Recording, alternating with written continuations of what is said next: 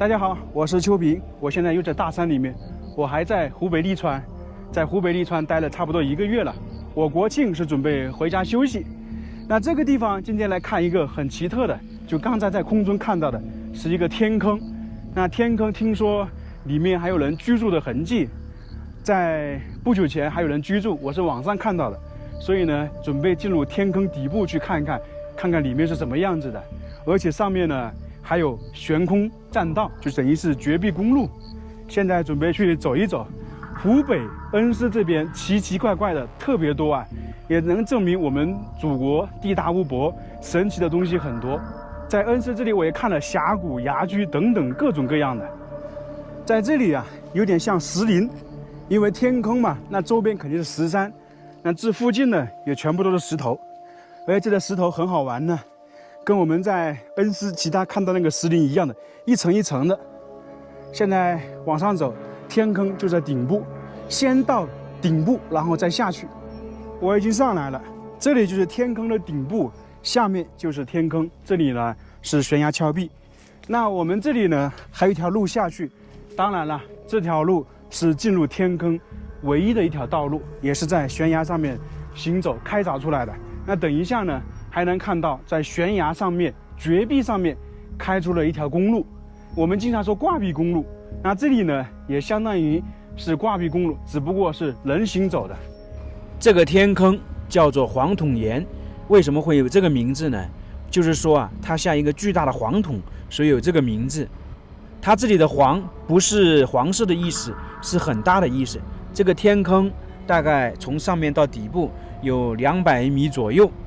这个天坑还很有故事的，在1931年的时候，当地的一名村民在这里呢组建了一个30多人的游击队伍。1932年，这个姓周的村民呢就在这个地方设立了一个地下秘密兵工厂。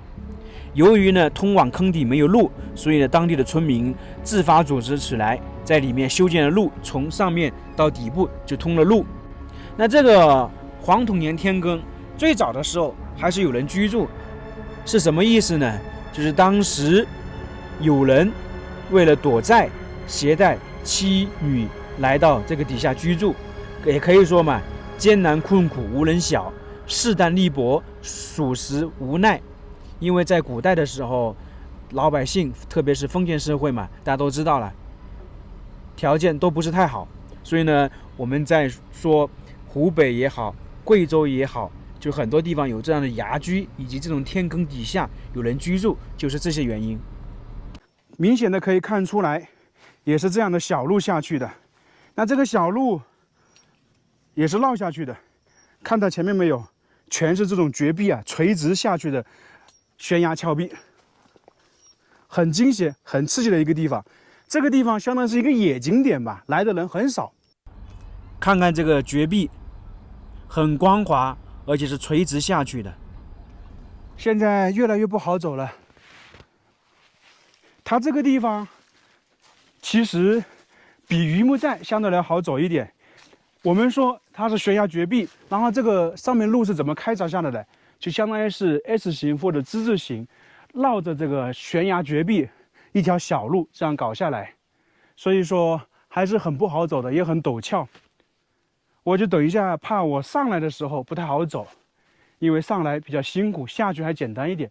我包里面背了差不多10斤重的东西。这里很安静啊，因为就我一个人。最近走很多山洞，就是我一个人。看看这些，你像这些石头，都是有层次感的。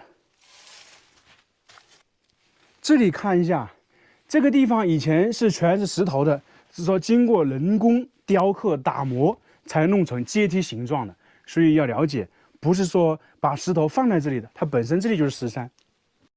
这个地方就是挂壁公路，我们往下走一走，你看看，就一个人的身高这么高。沿着悬崖，下面就是绝壁，很高的。我们这样走一走，基本上很多地方人都站不直。先看看下面的天坑，天坑就是这么大，然后下面还有建筑，等一下去看看。这个悬崖栈道走的话还可以，这个有点像我们说崖居。你看看这个地方，其实有很明显的人工雕刻的痕迹啊，就是在90年前，当地的30位村民弄成这个样子，比较不容易吧。我发现有一点，去哪个地方都能看到有人留下名字，就相当于是到此一游的感觉，这有点不文明啊。在这个地方行走，不要站到边上，因为碎石很多，很滑，一定要靠里面走。因为你这个地方离下面的话，也差不多有100米高哎。我是有恐高症，所以呢，我一般比较高的我都不走。这里呢，太多人刻了名字了，所以来这里游玩的人很多。不过呢，这种行为反正是很不道德。给大家再仔细看一下这个栈道，惊不惊险，刺不刺激？它这个绝壁栈道高度是大概1.7米，宽度1.8米，长度不长，只有58米，比较像一条长廊。这里呀，有一点非常奇特，像这些石头都是像我们说人工一层一层堆积起来的一样，而且它这个缝隙啊，就有点像那种古代建筑墙与墙之间弄的那种糯米浆一样的，这里也很能体现得出来。所以大自然太神奇了，我估计以前古代建宫殿是不是也依照这个来的？这样看一下天坑，有一点，因为这个天坑它受太阳晒的时候时间段不一样，它的天坑四周的那个颜色不一样。我听到外面好像有人来了。那这里的天坑是几面呢？1、2、3、4、5、6面形。我们说天坑是圆的嘛，但是它这个6面，它山体颜色是不一样的。当然也可以称为5面，因为那2个地方可以称为1面，颜色是差不多的。继续走吧。走在这个地方，其实挺好玩的。你想一想，这个相当于是一条隧道一样的。那这个悬崖栈道就快走完了，那么我们现在又得绕下去了。其实我们说大自然的神奇，还不如说老百姓的智慧厉害，老百姓的建造技术可以，因为在这样的地方还能开凿出一条绝壁公路出来。其实我有点想不明白，当年他们是怎么开凿出来的？那可能只能靠锤子、铁锹那些东西啊往里面挤呀。我们说现在是有机器，那个时候是没有机器的，那么可能就是从里面这样慢慢的一步一步敲，所以才花了3个月。我来讲的话，3个月的时间已经算是很快了。现在是一直往下去，这个下面呢有很多树林，相当于是一片无人看管的。那听说以前这里面还放养了几只鹿，但是大家都知道，鹿在这个地方生存不了太久的，因为没有鹿出来，然后里面没有吃的。像鹿苑坪景区，我们也说是一个巨大的天坑，那个地方呢属于没有通公路，跟这里一样的。但是那个地方它比较大嘛，有地下安河，所以相对来讲鹿吃东西是有的，还有现在是有人喂的。悬崖绝壁的地方，中国地大物博，各种神奇的地方都有，在这里面很舒服啊，环绕一周看看。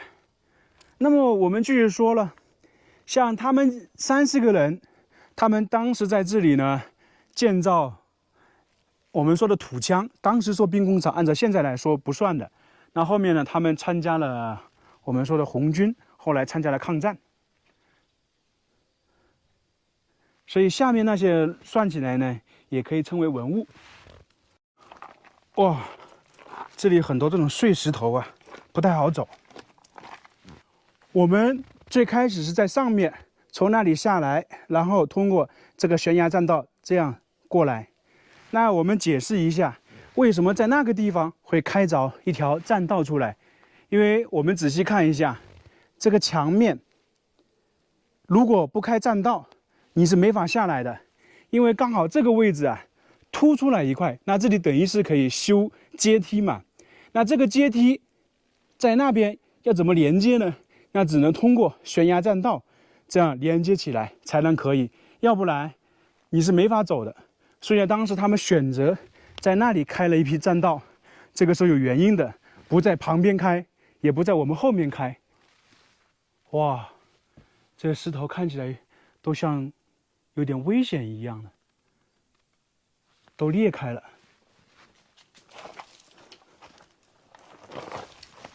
哇，好滑呀，要小心一点。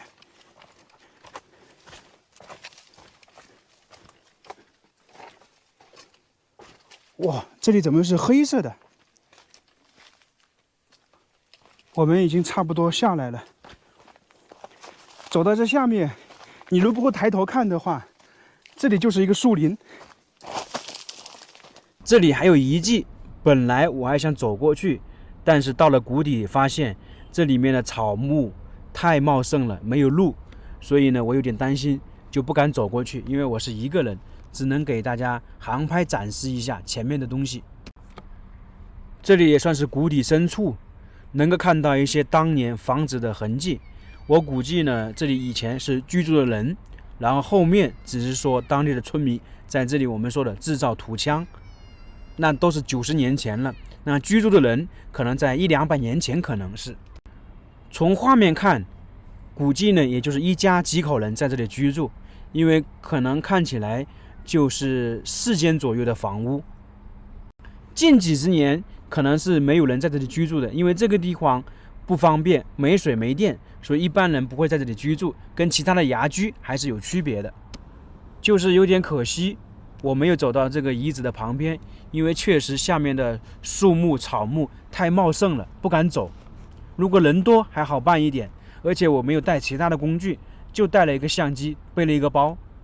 这个天坑我们就基本看完了，它是叫黄土洋天坑，离利川市区有几十公里远，我开车也开了2个多小时，比较难走一点点。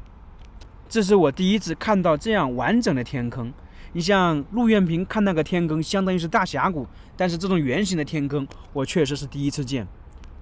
网上看资料说是有人居住的痕迹，确实我们能看到一些遗址，但是就是非常可惜嘛，遗址只能眼观，我们没有近处看到。但是大家都知道，出来旅行安全是第一位的。在空中看这个天坑确实很壮观，来到这里确实我感觉还是挺好的，有栈道，有天坑，还有一些遗址，不虚此行啊。那我们这个视频到这里了，谢谢大家。